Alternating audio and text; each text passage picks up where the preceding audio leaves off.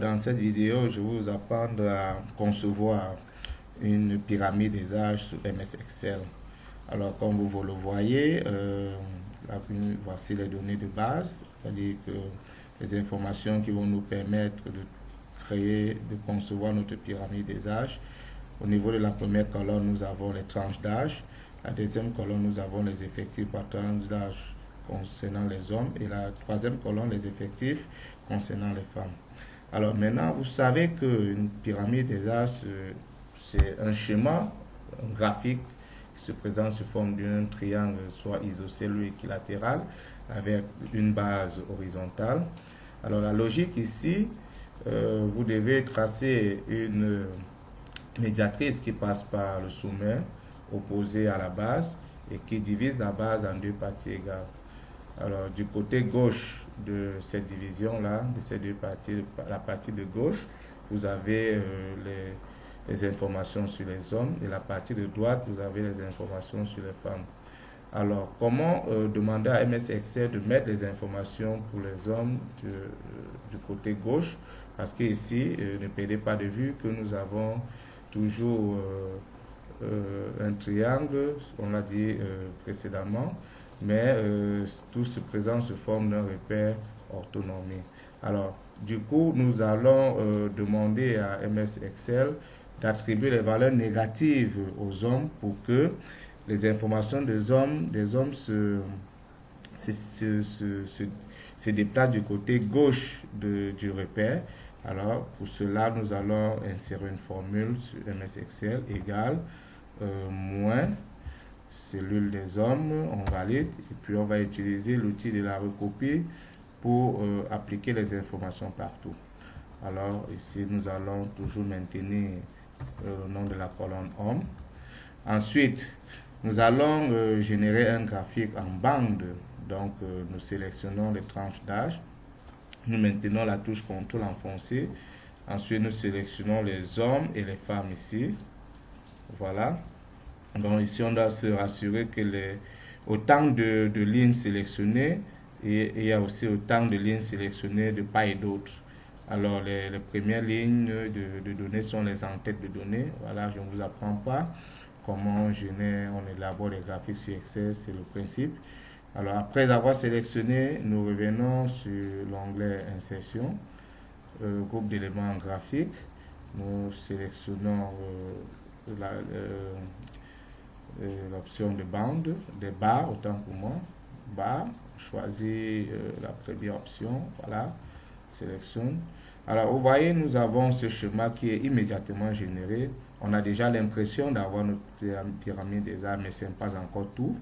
Vous voyez ici, il y a encore des petites coquilles là. Les données du côté des hommes, c'est en chiffre négatif. Côté des femmes, c'est bon. Les chevauchements, c'est pas bon. Voilà, nous connaissons comment les pyramides des âges se présentent. Alors, pour faire le traitement ici et fabriquer notre pyramide sous forme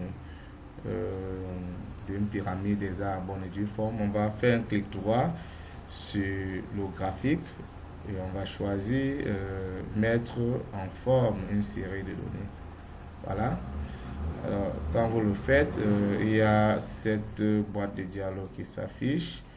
Alors, je peux également déplacer mon graphique et la boîte de dialogue, comme vous voyez là, il n'y a pas de souci. Alors, maintenant, on va sélectionner une des bandes. La mise en forme va consister à traiter les bandes et à décaler cette colonne pour qu'il n'y ait pas une confusion, pour qu'il n'y ait pas une superposition des données avec les bandes. Alors, du coup, on va sélectionner une des bandes. Alors, on sélectionne une des bandes, une des informations du côté de l'interface, de la boîte de dialogue, nous avons les éléments de paramétrage de la bande sélectionnée. Ici, superposition des séries, chevauchement. Il faut qu'il y ait chevauchement, d'accord, nous allons mettre à 100%. Et ensuite, largeur de l'intervalle, nous allons mettre à 0%. Voilà. On a déjà la forme de notre pyramide des âges qui se dessine. Alors, nous devons aussi demander à Excel de mettre les traits pour que chaque bande soit séparée. on a toujours notre sélection là maintenue. Nous venons là à remplissage. On va choisir, donc je vais dire couleur de la bordure, autant pour moi, couleur de la bordure.